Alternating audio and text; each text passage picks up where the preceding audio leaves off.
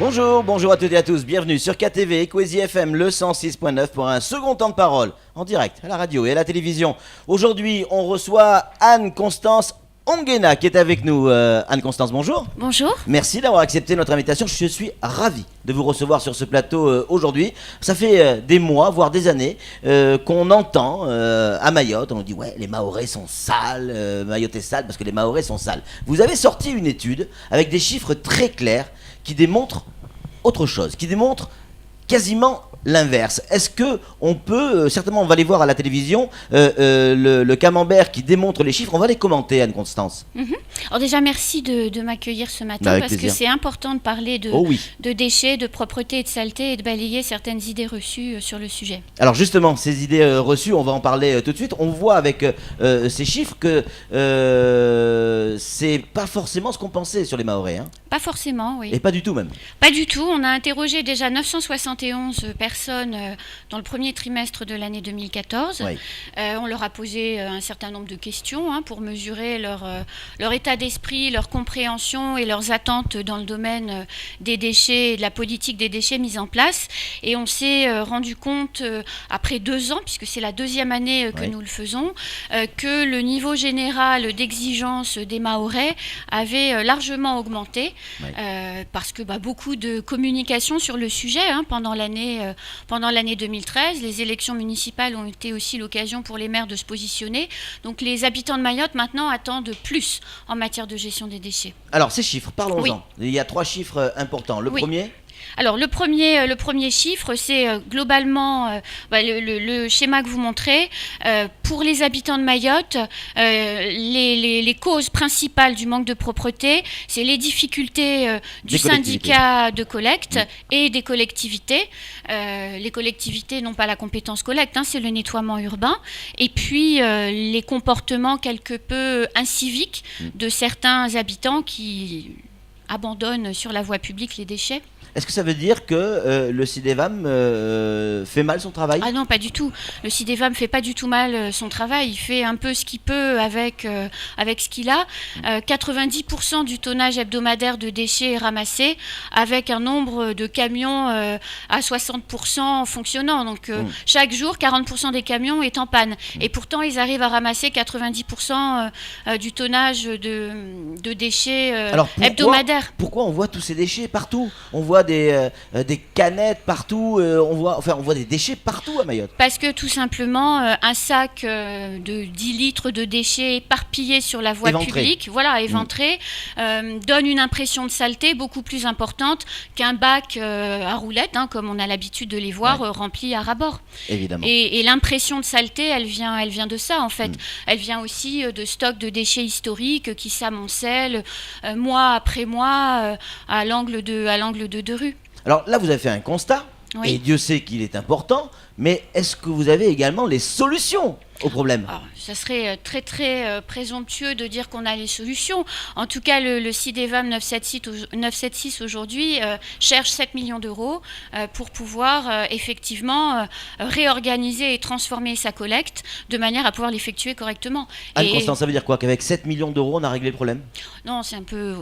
on a en tout cas apporté de grandes solutions au problème. Et on a réglé quoi ? 80-90% du problème ? Oui, bien sûr. C'est énorme. Bien sûr. Et 7 millions, bien sûr que c'est beaucoup d'argent à l'échelle de Monsieur Tout-le-Monde, mais à l'échelle d'un pays comme la France, ça paraît pas énorme.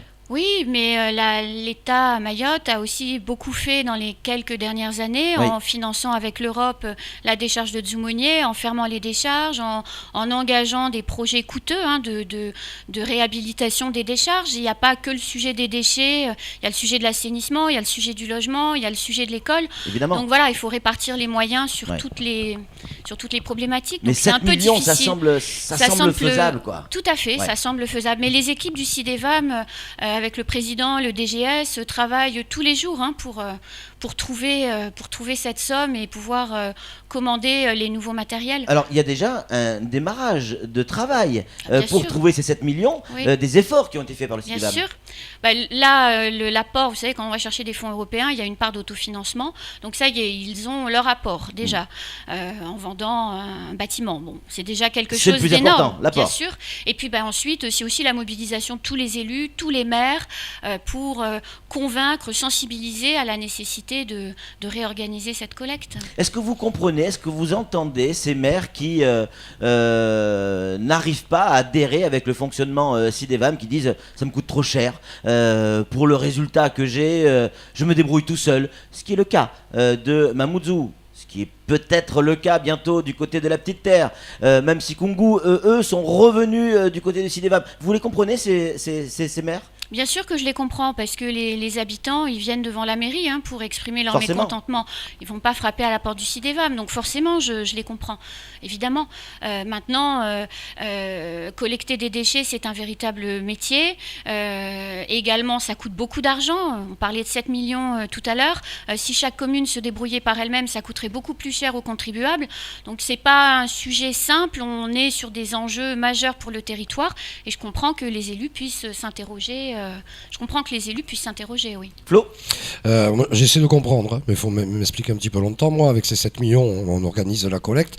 Mais On achète surtout du matériel. On achète du matériel. Adapté. C'est ça. Mais le matériel, il est adapté à la collecte organisée. Mais il suffit d'aller à la plage ou au bord des rivières pour voir que c'est de véritables décharges ambulantes. Bien sûr.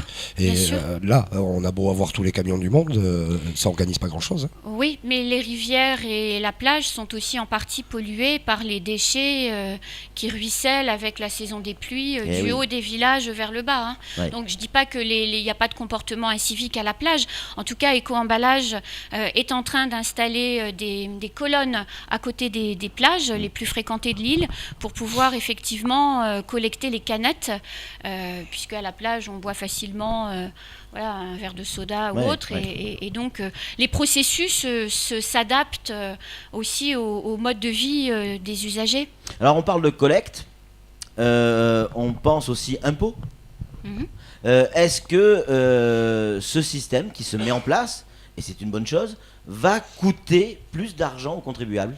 Non, il faut s'arranger pour que ça coûte moins aux contribuables. Il y a le coût que l'on paye pour payer le service de collecte ou le service de traitement, mais quand c'est mal collecté ou quand c'est mal traité, surtout, ça pollue. Ça coûte cher aussi, la pollution ou la dépollution pour le contribuable. Les problèmes de santé aussi coûtent cher quand c'est mal collecté et qu'il y a des épidémies. Évidemment. Je pense aussi, la saison des pluies arrive. Vous parliez tout à l'heure dans votre journal de la prolifération de germes pendant la saison des pluies. Quand les déchets sont ramassés, il y a moins de poches susceptibles d'accueillir des moustiques. Anne-Constance, le traitement de nos déchets, ça aussi c'est important. La collecte, évidemment que c'est important, mais là on va régler le problème, j'allais dire, visuel. Oui. Mais le traitement de déchets, on vit sur une île, il faut les traiter, il faut à un moment donné en faire quelque chose de ces déchets. Ça va être quoi la solution ? Alors, ce qui se met en place à Mayotte, c'est pareil que sur tout le territoire français, c'est-à-dire de gros efforts pour réduire la production individuelle de déchets et la mise en place des éco-organismes, qui sont des structures agréées par l'État pour récupérer certains flux de déchets et les valoriser. Qu'est-ce que ça veut dire les valoriser ? En un mot, c'est leur donner une seconde vie. Je prends ça. Le recyclage. Exactement. Je pense par exemple à Éco-Emballage qui est présent et qui collecte les ordures ménagères, donc vos déchets, les miens, ceux de tous les auditeurs. Il les récupère, il les sépare par flux et il leur donne une seconde vie. Et ça se fait où cette transformation ? Pas forcément à Mayotte. Pas forcément à Mayotte, c'est très variable selon les flux. Il n'y a pas de règle en soi. C'est aussi l'initiative, c'est aussi quelque chose de très important ça dans la gestion du déchet. C'est vecteur d'emploi. Et donc tout habitant de Mayotte qui aurait une super idée pour valoriser les canettes, pour valoriser les plastiques, pour valoriser les cartons, peut frapper à la porte d'Éco-Emballage, soumettre son projet et voir des flux collectés par Éco-Emballage arriver chez eux. Donc, on va demander à Camille de nous remettre le camembert pour voir effectivement la répartition. On voit bien donc 53% des personnes qui ont été interrogées estiment que les difficultés viennent des collectivités. 35% les empêchements des syndicats de collecte et seulement 12% des comportements individuels des habitants. Ça veut dire quoi? 12% des gens font des incivilités? Non, ça veut dire que 12% des gens pensent que c'est sale parce que des gens font des incivilités. D'accord. Un autre chiffre intéressant dans le baromètre, le tri sélectif est en place depuis le mois d'octobre. Ouais. 57% des personnes interrogées déclarent trier. Quel crédit on peut accorder à cette enquête? Qui finance cette enquête? Parce que c'est souvent comme ça que ça se passe. Un sondage ou une enquête, on regarde qui paye et on peut comprendre la tendance. Qui paye? Alors, qui paye? Alors déjà, c'est un projet à l'initiative d'Incidence et chaque année, on cherche des partenaires pour nous accompagner. Depuis 2 ans, on travaille avec Éco-emballage sur ce baromètre. Cette année, il est sous le parrainage du CIDEVAM, qui ne paye pas. Et puis, on a l'ADEME qui nous accompagne également. Sogea, puisque vous avez reçu le questionnaire dans vos factures Sogea et SMAE, vous avez reçu le questionnaire. Et puis, la Poste. Donc, en fait, il n'y a pas d'État. Il n'y a pas d'État, il n'y a pas de collectivité. Non, on ne prend pas l'argent du contribuable pour faire ce travail. C'est vraiment un travail et donc, fait en par aucun des gens cas, passionnés. vous êtes orienté ni par l'État, ni par les collectivités pour faire ce travail-là. Non, si on se Je me permets de poser la question. Si on se connaissait plus, vous vous rendrez vite compte que c'est difficile de m'influencer. En tout cas, je vous l'ai dit en entrée de plateau, mais je vous l'ai dit tout à l'heure également en off.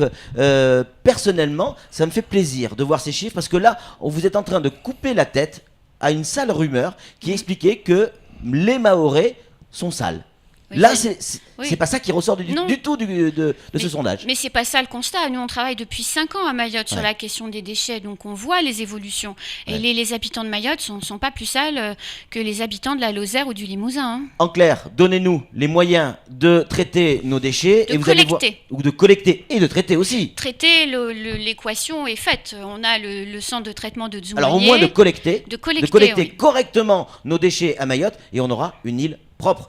Allez, pour générer ou régler le problème à 80, 90%, même si c'est 70%, il faut 7 millions. 7 millions d'euros, ça paraît pas énorme, ça doit pouvoir se trouver. Le CIDEVAM fait déjà des efforts. On va évidemment suivre ça. Il y a d'autres enquêtes qui sont prévues dans ce style? Le baromètre 2015, on Ouais, continue. on y arrive là. Hein. Voilà, c'est très important ce travail de mesurer année après les mises en place des différents outils. C'est très important de mesurer l'évolution des perceptions. Il y a juste un dernier chiffre que j'aimerais donner si vous m'y autorisez. Bien sûr, même si je suis pas influençable. Hein. Aujourd'hui, sur le baromètre, 65% des gens disent avoir entendu parler de la thématique des déchets, mais seulement 35% s'estiment bien informés. Ce qui veut dire que tout ce que vous, les médias, vous dites sur les sujets des déchets, ça fait augmenter le niveau d'exigence des habitants et il faut vraiment continuer parce que c'est comme ça qu'on changera les choses. Nous on dit parce que vous nous donnez aussi des informations. Ces informations on ne peut pas les inventer. En tout cas, merci beaucoup Anne-Constance d'être venue sur Merci de m'avoir ce reçu. plateau du temps de parole. Oui, c'est tout pour ce temps de parole. Je suis content de ce temps de parole. Tout de suite, la suite de nos programmes.